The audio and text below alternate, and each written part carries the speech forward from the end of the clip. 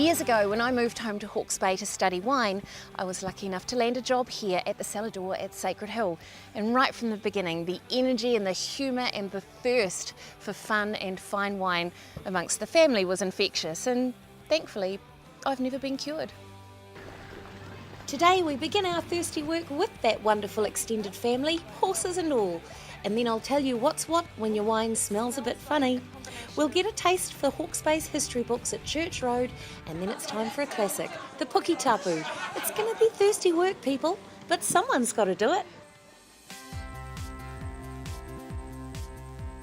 Hawke's Bay is blessed with many beautiful rivers cutting their way across the landscape and depositing wonderful soils for growing grapes.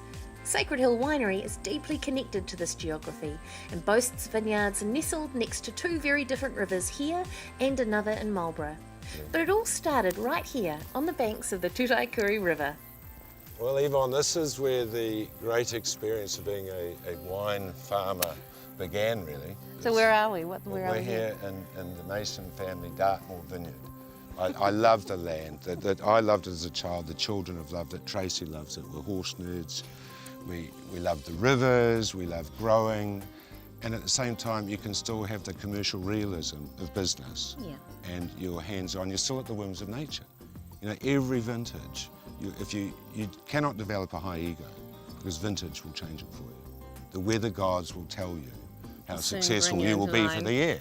And I think it's a very humbling and wonderful thing, and yet we make more and more complex wines, and we enjoy the wines more and more every year. And every vintage is more exciting than the last. This is too gorgeous. It is a gorgeous thing. And it's brought on great people, you know. It's developed from the early days, and there's a great bunch of people with the same philosophy. People like this guy. Tony Bish went to school with Dave's big brother Mark and ended up helping the Masons in their new grape growing enterprise, which inspired him to become a winemaker. Then he ended up back here crafting Sacred Hill wines from the very beginning. Tony, this is just one of the most jaw-dropping sights that I think I've ever been in. It's just... Yeah, it's pretty beautiful, yeah. This is Sacred Hill's Rifleman's Terrace, a New Zealand heritage Chardonnay vineyard with the original vines all growing on their own roots. The original vineyard was in fact a fruit salad planting. There was Chardonnay, Sauvignon, Semillon, Merlot, Pinot, Cabernet, Malbec, you name it, pretty much it was planted. A smorgasbord of stuff. A smorgasbord to see what was going to work out. And very quickly, Chardonnay established as being, you know, just superlative, and the other varieties just paled in comparison. So we pulled them out. So it's one of the New Zealand specialist Chardonnay blocks now, and there's 24 hectares here of different clones of Chardonnay. Okay. Yeah. And there's a new Chardonnay that you've brought into the mix recently, isn't there? Yeah, there is. Yeah, for our 25th anniversary, we decided that we wanted to create a new wine, something a bit different, to celebrate 25 years of tenacity, perseverance. Why did you call your wine Virgin Chardonnay? Well, if you think of virgin olive oil, it's that very, very first press as you squeeze the grapes. It's that first flush of really, really pure, clean Chardonnay fruit. You know, like lemon shortbread? Yep, absolutely. It's like lemon shortbread in a glass, but in a gorgeous kind of winey fashion. It's just... And you get that smells slight incredible. Smell of oyster shell. Yeah. Yeah, I have to taste it now.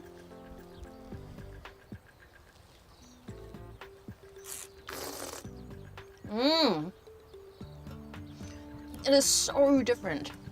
So different to what I'd normally class as a Sacred Hill Chardonnay. It's extremely vibrant. Wow. It's powerful, but it's very, very fine and elegant. Yeah, and there's nectarine and there's grapefruit and lots of really clean citrus and tropical characters and like a bit of mandarin. And you don't often get, you know, just that really, really pure natural Chardonnay flavour, because so often it's machine packed and more mass produced. Whereas this is, everything is done as you would a super premium barrel fermented Chardonnay, except without the oak. It is divine. It really is. Well done. Cheers, Tony. Cheers. David's wife Tracy is a winemaker in her own right, having worked vintages in Europe, making wine in Hawke's Bay, and operating her own wine brand based in Northland. These days, though, her hands are full where the family's concerned. Tracy, you and David have been together for a long time. Do you have any kind of clue? 20 years. 20 years? Yep, 20 years. 4 kids. 20 years and 4 kids. And did you kind of have any clue about what you were getting yourself into when you met? I don't think you know what's going to happen the next day when you meet someone. I think we got through because we always had these gorgeous moments. David both horse rides, we both ride motorbikes. There's lots of things we enjoy together, and we live and breathe the wine industry. It's, you know, it's more than just a career choice. Yeah, it's our home. It's our life. Southwest of the Tutaikuri snakes the mighty Naruroro River, which forms the western border of the world-famous Gimblett Gravels wine-growing district. These bony, stony soils are responsible for creating Sacred Hill's signature red. So the Helmsman, where on earth did the name come from? Because it's quite a kind of nautical name, isn't it? Yes, it is. The America's Cup was on, and there was huge excitement as we were winning the America's Cup. It was a bit of a reference to our success with sailing, but also the helmsman is a guy who knows where he's going. He steers the ship. He's leading the way. He's leading the way. He's in charge of he's at the helm, so it sort of made sense in a way to us. I mean, I get these amazing sort of tobacco leaf and pepper notes in there, and really concentrated. Yeah, a bit of coffee and mocha and chocolate as well. Yeah. Yeah, Jenny, you've been involved with making reds at Sacred Hill for a long time now. Yes. And what is it about this wine that you love so much? I think Cabernet is the king of grape varieties, and this wine has so much elegance and yet power. I love the complexity on the nose. You mentioned the savoury, earthy notes, but I also find fruit, but it's not primary, in-your-face fruit. And all the layers and hints and nuances is what I like about the wine in the nose, but also in the palate. Tony, we were in this gorgeous room. This is a place where I've been, quite a few times for functions and things like that. Yep. But this used to be where you made the wine, wasn't it? Yeah, the original winery. This is the spiritual home of Sacred Hill, and this is where we had the original wines made. There were tanks in here, and we used to back a truck through the door up here to tip the grapes in, and it was pretty rustic, but it worked. As the winery got bigger, we didn't want to destroy the beauty of this gorgeous landscape and David's family home base, so it was appropriate to then to move into an area that was more suitable for larger scale wine production. From Helmsman to Hell's Gate, very early on the team at Sacred Hill knew that Sauvignon Blanc was going to be huge and that they'd need to begin sourcing fruit from Marlborough. I'm keen to try some of that Sauvignon, so I'm meeting Marg Turvey, who's been around here since the 80s, and Dave at the house above the cellar door. Hey Margie, your garden's looking amazing.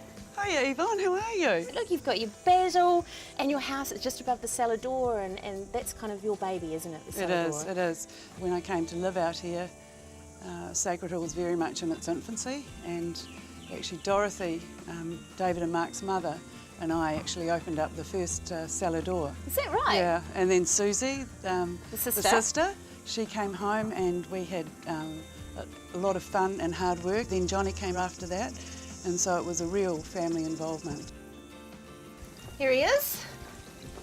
Ladies, how are you? I'm well. So, Marlborough Sauvignon.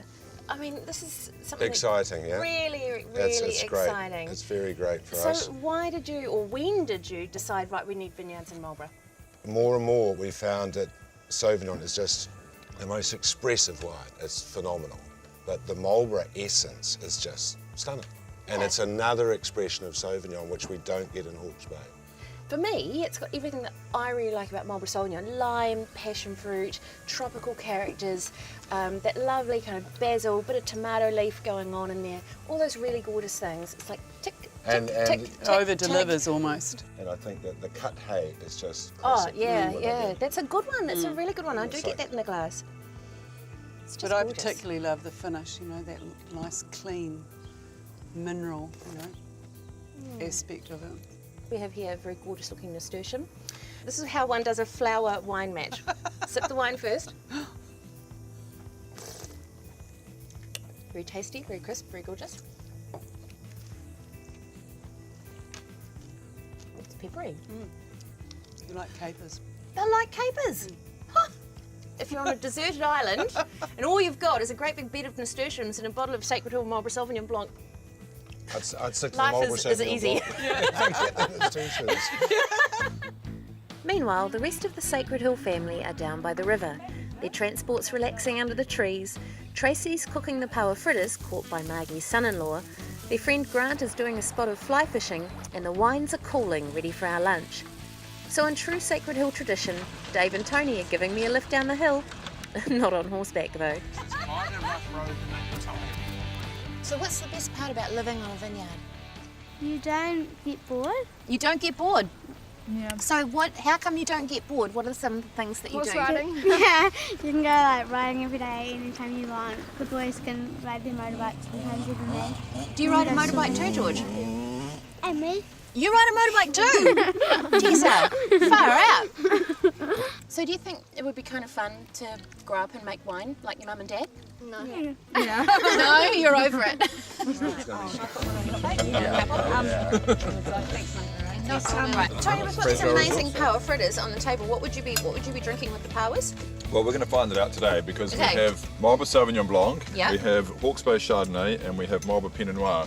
Oh, yum. Sauvignon's really good. Sauvignon works? Chardonnay. Actually, the Chardonnay is sensational. Right, okay, last one. We're going to have a go at this Pinot. I would not normally ever go Pinot and power. But it sounds so good. That's what I was thinking. They both start with P. Sounds like the name of a new movie. It's actually pretty good. No, Yeah, it's Bible man. Sauvignon. It is. Sauvignon. No, hold on, now the tannins are coming and the chili's there. Oh, it's okay, but it's not as good as these two. Not as good as the Chardonnay. The Chardonnay and the power. I mean, here's Yeah, that's what I two. thought. Chardonnay and power fritters. Magic. The Chardonnay. Cheers. Yeah. Cheers.